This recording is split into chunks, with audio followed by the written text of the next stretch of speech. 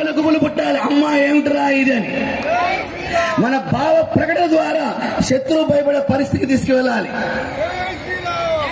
మన దేవాలయాల సంస్కార కేంద్రాలు 4,30,000 ఎకరాల భూమి సుమారుగా 1970వ సంవత్సరం నుంచి చూసుకుంటే 1,00,000 ఎకరాలు మాయమైపోయినాయి.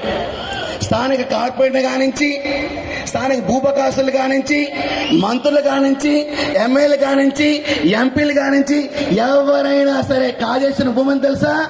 1,00,000 ఎకరాలు.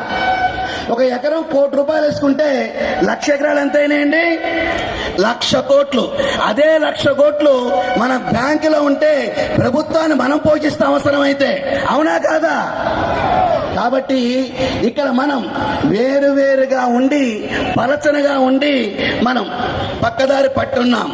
ఈ విషయాన్ని గ్రహించిన మన పెద్దలందరూ కూడా శ్రీరామనవమి సందర్భముగా శ్రీరామ ఉత్సవ సమితి పేరుతో రాష్ట్రంలో అనేక ప్రాంతాలలో ఈ శోభాయాత్రను, ఈ బైక్ ర్యాలీ ఏర్పాటు చేశారు.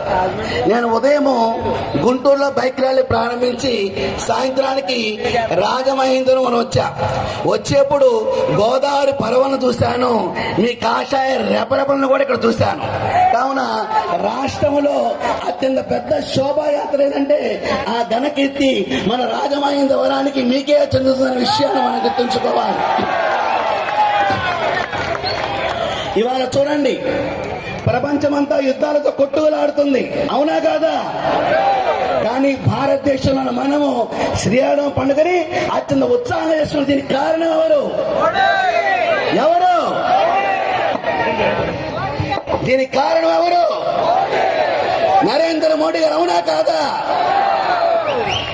సమర్థవంతమైన నాయకుడిని దేశంలో ఏర్పాటు చేసుకుంటే ఆ దేశ యొక్క పరిస్థితి ఎలా ఉంటుందో అనేది ప్రపంచానికి చాటి చెప్పిన ఘన కీర్తి మానశ్రీ భారత ప్రధాని నరేంద్ర మోడీకి చెల్లుబాటు అవుతుంది. అలాగే వారి ఆశీర్వాదంతో ఆంధ్ర రాష్ట్రంలో 3 పార్టీలు కలిసి కూటమి ప్రభుత్వాన్ని ఏర్పాటు చేసుకుని ఎక్కడ చిన్న ఇబ్బంది జరిగినా మేము ఉన్నామంటూ ముందుకు వస్తూ ఒక చైతన్యవంతంగా పరిపాలన చేస్తున్న ఒక భద్రతా భావాన్ని ఈ ప్రభుత్వం కూడా రాష్ట్రం కలగజేస్తుంది. గత ప్రభుత్వంలో చూసుకుందాం, దేవాలయాలు పాల్గొట్టేశారు, విగ్రహాలను ధ్వంసం చేశారు, రథాలను తగలబెట్టారు. ప్రశ్నిస్తే ఒక